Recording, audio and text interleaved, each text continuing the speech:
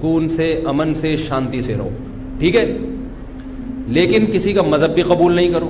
دیکھو ہندو بھی ہیں ہمارے ملک میں, عیسائی بھی ہیں, وہ تو بالکل ہی الگ مذہب ہے نا, وہ تو اللہ رسول کو صاف لفظوں میں انکار کرتے ہیں. تو ہم کہتے ہیں بھائی ٹھیک ہے, تم لکم دینکم ولی دین, تم جاؤ, تمہیں جو سمجھ میں آتا ہے کرو.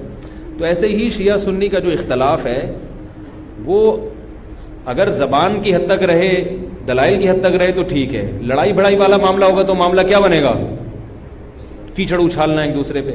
تو میں ایک بات آپ سے کر رہا ہوں کہ آپ اپنے بارے میں یہ فیصلہ کریں کہ آپ کیا ہیں, یا تو ادھر ہو جائیں یا ادھر ہو جائیں. تو اگر آپ شیعہ ہیں ٹھیک ہے, پھر وہ جو کر رہے ہیں وہ ان کا مسلک ہے, آپ کریں وہ جائیں. لیکن اگر آپ سنی ہیں تو پھر آدھا سنی آدھا ادھر آدھا ادھر, بیچ کا نہ بنے. میں بھی بیان میں عرض کر رہا تھا نا آخر میں کہ بیچ کا کسی کو بھی پسند,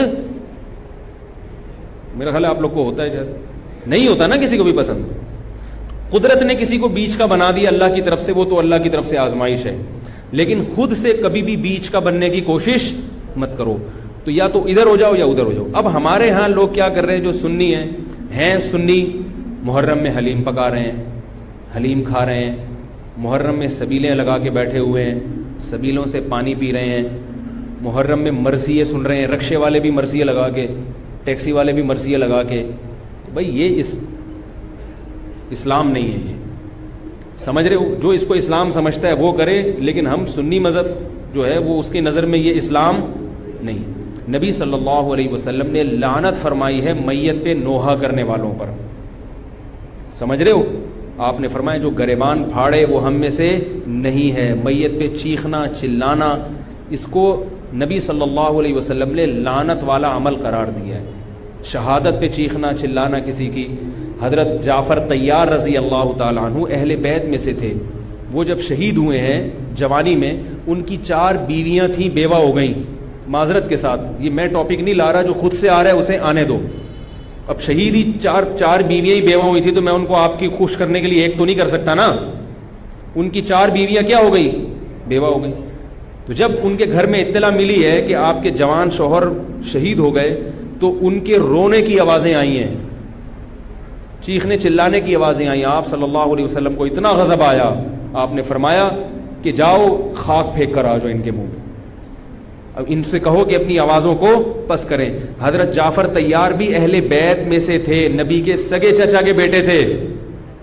تو اہل بیت کی شہادت پر آپ صلی اللہ علیہ وسلم نے چیخنے چلانے سے, رونے سے منع کیا. اور حضرت جعفر طیار ظلمن شہید ہوئے تھے نا, ظلم ہوا تھا ان کے اوپر. تو اسی طرح ہم یہ کہتے ہیں کہ جیسے حضرت جعفر طیار اہل بیت میں نبی کے سگے چچا زاد بھائی, حضرت حسین نبی کے نواسے, تو جیسے حضرت جعفر طیار کی شہادت پہ چیخنے چلانے والے کو نبی صلی اللہ علیہ وسلم نے پسند نہیں کیا. حالانکہ ان کی بیویوں کا رشتہ, بیوی کا جتنا قریبی رشتہ اپنے شوہر سے ہوتا ہے, اتنا قریبی رشتہ ہمارا حضرت جعفر طیار یا حضرت حسین سے نہیں ہے. رشتہ یقیناً ہے, مگر اتنا قریبی نہیں جتنا بیوی کا ہوتا ہے, اولاد کا ہوتا ہے. تو جب بیویوں کو رونے کی اجازت نہیں ہے, جو سب سے زیادہ متاثر ہوئی ہیں, تو ہم اور آپ کو حضرت حسین کی یاد میں چیخنے چلانے کی اجازت کہاں سے ہوگی؟ ہم زیادہ فنٹر بننے کی کوشش کیوں کر رہے ہیں بھائی, زیادہ آگے نکلنے کی کوشش کیوں کر رہے ہیں؟ یقیناً اہل بیت سے ایمان, اہل بیت سے محبت ہمارے ایمان کا جزو ہے, مگر اس محبت کا اظہار اس طرح سے کرنا ہے جس طرح سے اہل بیت سے محبت کا نبی نے حکم دیا ہے. نہیں آ رہی میرا خیال ہے بات, پولیس کی تو ضرورت نہیں ہے. جس طرح سے حکم دیا ہے بھائی اس طرح سے اہل بیت سے محبت کرنی ہے, اپنی طرف سے نہیں کرنی ہے آپ نے. تو پہلی بات تو یہ حدیث سمجھ میں آ گئی, اور آپ صلی اللہ علیہ وسلم نے چیخنا چلانا, گریبان پھاڑنا اور یہ سب کے منع کیا ہے. تو سنی مذہب میں ماتم کی اجازت, چیخنے چلانے کی, ہا ہو کرنے کی اجازت نہیں ہے. سمجھ رہے ہو بات کو؟ تو آپ یہ کام نہ کریں, مرثی آپ نہ سنیں, انہیں سننے دیں, انہیں کرنے دیں. آپ رکشہ ٹیکسی چلا رہے ہو, کہہ رہے محرم کے احترام میں گانے نہیں لگاؤں گا, مرثیے لگا دوں گا. بھائی نہ گانے لگاؤ نہ مرثیے لگاؤ. اور مرثیوں میں جس طرح سے اہل بیت کا نام لیا جاتا ہے, اس میں اہل بیت کی عزت نہیں ہے بلکہ اہل بیت کی توہین ہے. ہائے زینب, ہائے یوں, ہائے یوں. آپ اپنے گھر کی عورتوں کو چاہتے ہو کہ سڑک پہ ان کا اس طرح سے ہائے ہائے کر کے نام لیا جائے روڈ پہ؟ جب ہم اپنی عورتوں کے لیے ایسی توہین برداشت نہیں کرتے، وہ عورتیں جن کے تقدس کی قسم اٹھائی جا سکتی ہے، جن کے ناخن بھی کوئی نامحرم نہیں دیکھ پاتا تھا، اہل بیت عورتیں تھیں، نبی صلی اللہ علیہ وسلم کی نواسیاں، نبی صلی اللہ علیہ وسلم کے خاندان کی عورتیں، حضرت حسین رضی اللہ تعالیٰ عنہ کے خاندان کی عورتیں، تو ان کے بارے میں میرے بھائی کیسے یہ برداشت کیا جا سکتا ہے کہ کوئی بھی چیخے چلائے ان کا نام اس طرح سے توہین آمیز لہجے سے؟ اسلام نے اکرام سکھایا ہے، عزت اور احترام سکھایا ہے، اور عزت و احترام کے اصول اور آداب بھی سکھائے ہیں. تو اس لیے آپ لوگ یہ کام نہ کریں، جو کر رہا ہے اس سے بحث بھی نہ کریں. بولے میں ٹھیک ہے تمہارا مسئلہ ہے تو کوئی بات نہیں، تو کر لو، ہم ہی نہیں کریں گے. تو یہ جو سبیلیں لگائی جا رہی ہیں، یہ کہا جاتا ہے کہ حضرت حسین کی یاد میں. تو یہ بھی ایک عجیب بات ہے.